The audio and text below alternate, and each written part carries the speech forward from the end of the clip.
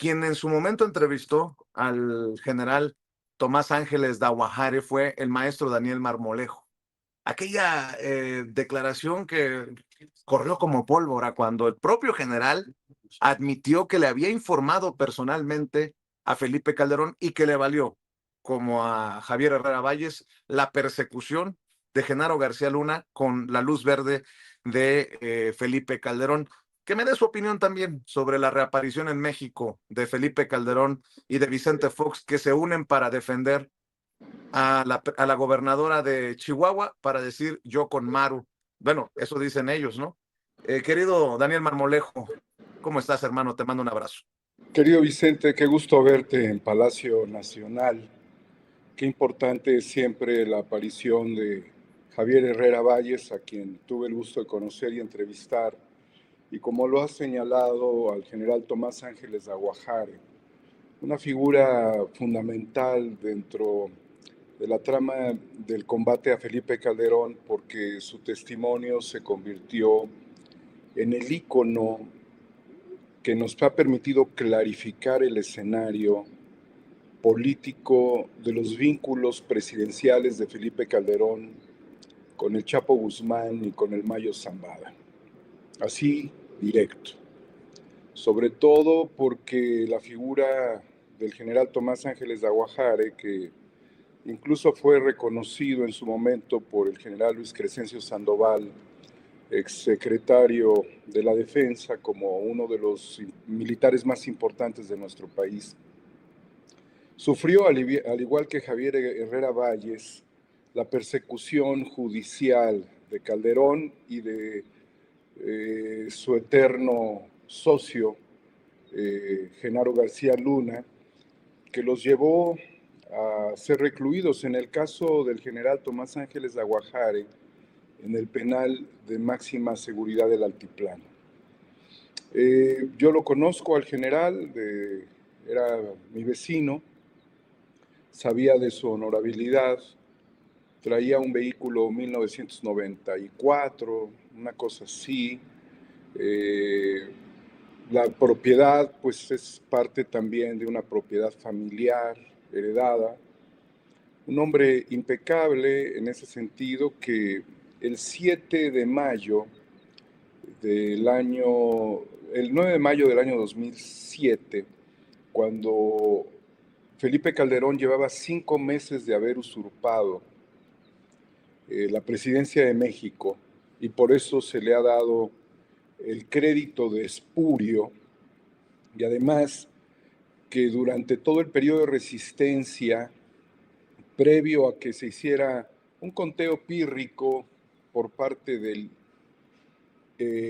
IFE, entonces comandado por Luis Carlos Ugalde, amigo del Bester Gordillo, se diera este recuento y se manifestaran los ciudadanos multitudinariamente mediante un plantón donde estaba el Sindicato Mexicano de Electricistas, donde estaban los trabajadores también de Mexicana de Aviación, movimientos populares, partidos políticos, ciudadanos de a pie que fueron a defender a este país para que Calderón no usurpara la presidencia de México. Calderón intentó sacar a toda la ciudadanía mediante el uso de la fuerza, y Felipe Calderón, que es el otro mequetrefe, que es un molusco, porque no tiene columna vertebral, porque no tiene principios republicanos fundados, y porque hizo todo al revés, ahora que están juntos, Felipe Calderón quiso utilizar la represión. Calderón se contuvo, Calderón quiso, y obviamente Fox se contuvo porque tenía todavía la presidencia, pero el represor es él, el criminal es Felipe Calderón Hinojosa.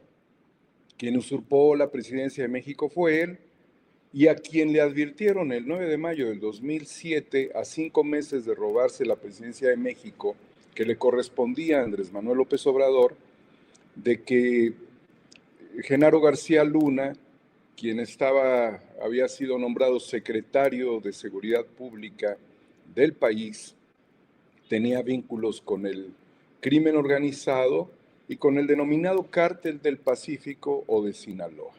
Este grupo muy poderoso que creció de forma dramática, impresionante, durante el gobierno de Felipe Calderón. Es decir, la advertencia de que el jefe de la policía era parte de esta organización que tenía acuerdos de diferentes tipos que facilitaban el trasiego de drogas, que le estaría entregando información privilegiada a Sinaloa para poder operar, porque ese es el punto medular. La vinculación histórica, y lo otro es cómo el Estado mexicano se iba a poner de rodillas. Felipe, pusiste al Estado mexicano de rodillas frente a un cártel muy poderoso que lo ayudaste a crecer. Entonces, las estrategias de seguridad, el conocimiento de la logística de las operaciones de la policía, del ejército, estarían en manos de criminales. Y tú lo permitiste y además combatiste al crimen que no te convenía para tener solamente una línea de acción, una sola cadena entre Sinaloa y el gobierno de México. Por eso el testimonio que después de 7 años de pretenderlo, alguna vez tuve que desmontar mi cámara porque la misma familia del general, muy buenas personas, decían: Daniel, nos han destrozado la vida. Han atacado al general de una manera indiscriminada. Mejor absténgase de la entrevista. Ya con el general enfrente, su esposa, su familia, me pidieron que no grabara y no grabé. Y tardó varios meses todavía hasta que le volví a pedir al general y lo grabé yo en un lugar aparte y allí pude obtener su testimonio de que ese 9 de mayo le dijo los vínculos que tenía Genaro García Luna, los riesgos que representaba para el país, le dijo que su estrategia de seguridad estaba mal y le dijo por qué estaba mal. Y todo se lo dijo también porque el general Tomás Ángeles de Aguajare tenía conocimiento de organizaciones criminales mediante un acuerdo con Estados Unidos para seguir blancos específicos a través de un proyecto que se desarrolló en la década de los años 90 con Cedillo, que se llamó el Centro de Inteligencia Antinarcóticos. Pues Calderón no le hizo caso, le entregó el general al día siguiente una información más detallada que comprometía la calidad en ese momento y la responsabilidad del subsecretario de la Defensa Nacional con el presidente de la República, espurio pero constitucional, ¿no? Felipe Calderón. Entonces, el cinismo de Calderón está lleno de muchas pieles con pliegues como si se tratara de la piel de un cocodrilo, que le impidieron desde ese momento reflexionar sobre el daño que le produciría a nuestro país la decisión de sostenerlo. Y recordemos, es un secretario que se mantuvo de principio a fin durante el sexenio de Calderón. Entonces, Vicente, cuando tenía yo ya la venia del general, tenía el testimonio, pude enfrentar este tema, llevarlo a la presidencia de México en una mañanera a finales del año 2019 y allí expresarle públicamente al presidente que lo que se había instalado en Palacio Nacional fue un cártel.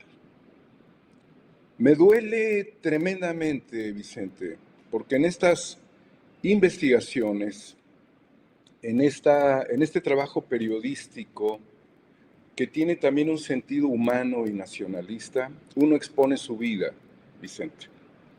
Uno expone su vida. Por eso, darle el testimonio al presidente requirió, a mi juicio, que no se hiciera una consulta, sino que la Fiscalía General de la República siguiera los cauces de una investigación y que además se enviara a Estados Unidos a gente de la Fiscalía para cuestionar al preso Genaro García Luna sobre estos vínculos con Felipe Calderón. Y yo soy un combatiente de Felipe Calderón. Felipe Calderón me puede considerar a mí su enemigo, porque además lo hice en la defensa patriótica y también he propuesto su detención cívica ciudadana ante la falta de instituciones en este país para llevar a juicio a un expresidente criminal que causó dolor, terror, sangre, desesperación y el crecimiento de las células del crimen organizado en subestructuras que se han dedicado a la extorsión, al secuestro, a las desapariciones forzadas, a los entierros masivos, que es uno de los factores más dolorosos de nuestro país. Señalo a las instituciones de la República por no haberle dado un seguimiento judicial en la medida de la desgracia y del dolor de México en contra de Felipe Calderón Hinojosa, querido Vicente.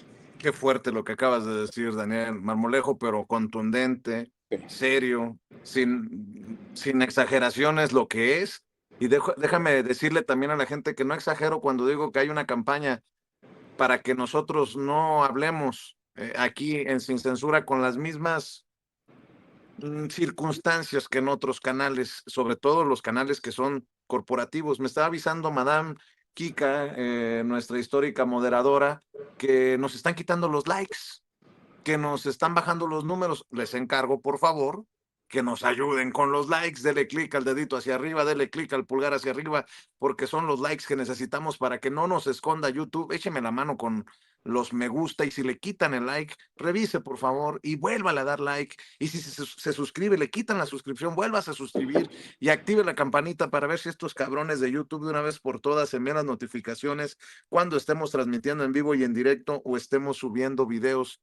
Por favor, échenos la mano. Esto no cuesta, pero sí cuenta. Dele like a la transmisión, suscríbase a nuestro canal Sin Censura TV y active la campanita para las notificaciones. Gracias a todos por sus comentarios, gracias a todos por estar opinando en nuestro chat, que es un espacio también para que ustedes se expresen, a pesar de que llegan los bots y a pesar de que llegan los troles. No les hagan caso, no les hagan caso, ni modo que desde aquí vayamos a decir, vamos para atrás, como dicen algunos comunicadores, antes estábamos mejor, pues sí, porque antes los bañaban con billetes, con millones, como pues estaban acostumbrados y ya no. Mi querido Daniel, hablando de personajes, muere Guillermo Billy Álvarez, el que fuera por mucho tiempo voy a decirlo con mucha responsabilidad, el que actuaba como dueño de la Cruz Azul.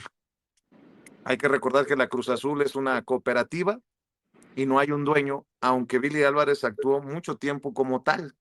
Pues muere este personaje y no sé si se cierra un capítulo ahí que hay que analizar contigo en el club, en la cementera, en la Cruz Azul, mi querido Daniel Marmolejo. Billy Álvarez, Vicente, se convirtió en el mandamás de la cooperativa Cruz Azul a lo largo de 32 penosos años en donde él usurpó cargos que no le correspondían, porque este tipo de sociedades marcan su destino mediante asambleas donde se eligen a un presidente de un consejo de administración y de un consejo de vigilancia. Él buscó perpetuarse como director general. Esa fue la figura que además cualquier cooperativa productiva puede prescindir de esta figura, no así de los presidentes de los consejos. Billy Álvarez intentó modificar la ley en 2015 cuando yo era asesor legislativo, a través de reformas constitucionales que estaban apapachadas por Silvano Aureoles, por otros presidentes prianistas que eran cuates de él, porque Billy había sido diputado federal en la década de los años 90, amigo de Jesús Murillo Caram, de Carlos Romero de Champs, que también conocemos sus actuaciones. Billy Álvarez utilizó diferentes esquemas para defraudar a la cooperativa históricamente. Fue un defraudador de larga data que utilizó mecanismos financieros y empresas offshore para vaciar recursos de la empresa y también utilizó a empresas factureras. Fue entonces cuando, con mayores argumentos, aunque es un tema que conozco desde hace unos 12, 13 años, pude presentarle al presidente de la República a través de otras investigaciones periodísticas que surgieron en ese momento y que, sin querer queriendo, una investigación puede llevarte a cierta información que a otros grupos les resulta importante.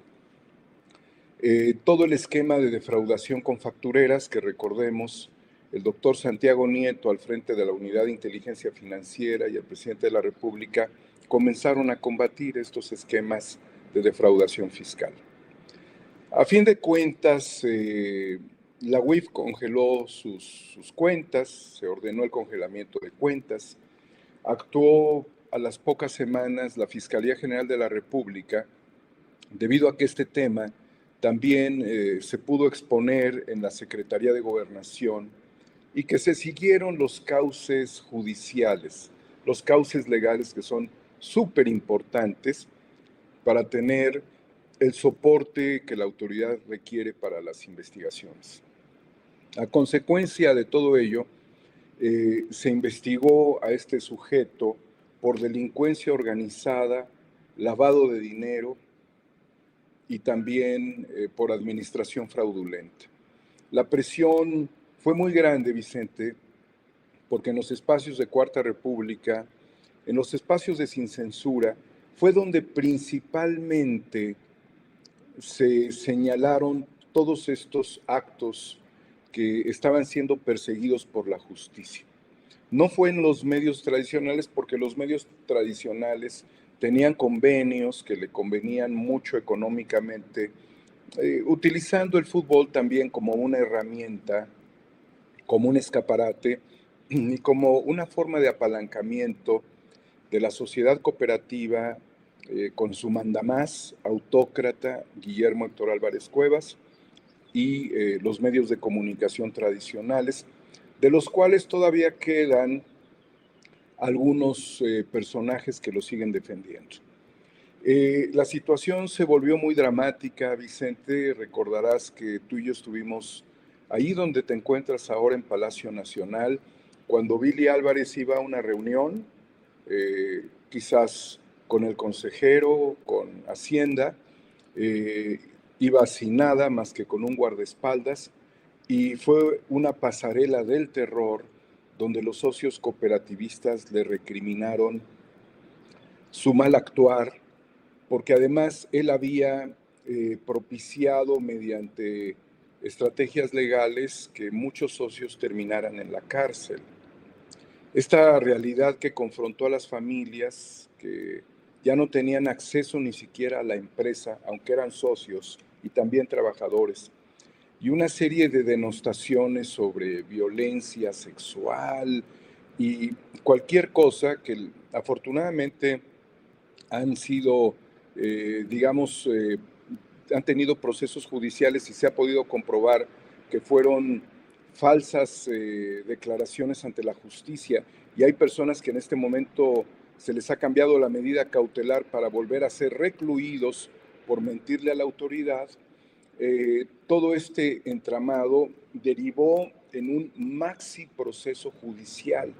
Es decir, que lo que sería la persecución a un cabecilla demostró que había todavía una estructura muy compleja cuando el hermano de Billy se dobló y les hizo saber a las autoridades que había un fideicomiso a espaldas de los socios que jamás fue avalado por la Asamblea General y que allí habría un monto pues prácticamente de todos los bienes de la cooperativa comprometidos, desde los silos de las fábricas cementeras hasta los birlos de las llantas de los camiones de distribución y las ollas revolvedoras de concreto. Todo prácticamente estaba allí y el monto sería de aproximadamente unos 47 mil millones de pesos, donde en este esquema aparecía un abogado, Ángel Martín Junquera Sepúlveda, que sigue prófugo de la justicia y que este personaje contribuyó a desarrollar la estrategia legaloide, financiera de corrupción. Entonces, cada día los anuncios sobre los fraudes, sobre la problemática interna crecían hasta que finalmente del congelamiento de cuentas y posteriormente las investigaciones de la Fiscalía y la solicitud de las órdenes de aprehensión llegaron no solamente a Billy, sino a varios funcionarios más de la cooperativa y algunos externos, como en el caso de Junquera. La realidad que confrontó Billy, pues ya era una realidad prácticamente desesperante. Hubo por ahí un comentarista deportivo que decía que Billy se encontraba en Brasil. Yo pude seguir un poco el rastro de Billy, conectaba Cuernavaca con el sur de la Ciudad de México. También los socios decían que Billy se encontraba dentro de la planta protegido, de la planta en Tula. ¿Y qué te puedo señalar que no hayamos expresado aquí, querido Vicente? El intento de la cooperativa de recuperar sus plantas, aquel momento tan importante, el 6 de agosto del 2020, cuando en cumplimiento de un mandato legal le es entregada la planta a los socios y comenzó también un periodo articulado por Billy Álvarez desde la clandestinidad, que significó el control de la planta de Tula, el control de la planta de Oaxaca, se recuperaron las plantas de Aguascalientes y de Puebla, pero en Oaxaca hubo un hecho muy lamentable que significó la muerte del gran Oliverio Guerrero Trujillo en el intento de linchamiento de los presidentes de los consejos por una turba operada por Billy Álvarez y sus secuaces, y después los intentos para la recuperación de la planta de Tula Hidalgo en Ciudad Cooperativa Cruz Azul, que también trajo consigo muertos.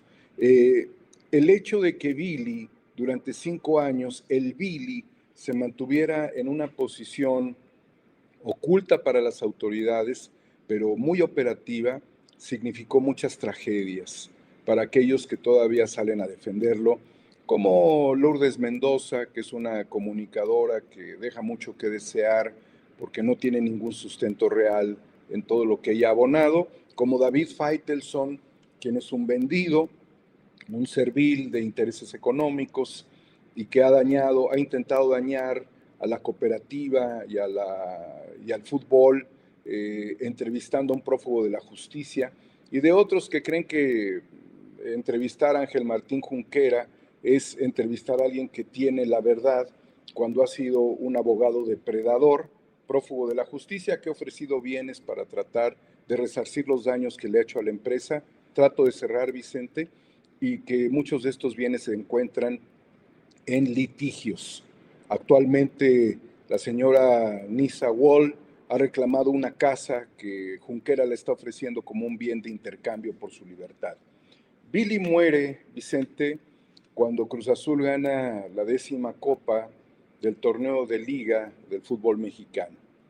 Billy muere cuando se conforma nuevamente, se integra la asamblea para elegir a quién sería quién es actualmente el presidente del Consejo de Administración por los próximos 5 años. Víctor Manuel Velázquez Rangel, a quien tú y yo hemos entrevistado y quien se convirtió en el eje de la lucha contra Billy Álvarez desde el intento de privatización de la cooperativa en el año 2015. Billy recibe por parte de los socios el último clavo de su ataúd tras esta asamblea legal y legítima que confirma la presidencia de Víctor Velázquez para los próximos 5 años y que significa el fin de una historia de terror, de drama humano, de encarcelar a inocentes, de defraudación en todos los órdenes, de una vida de un depredador con cara simpática.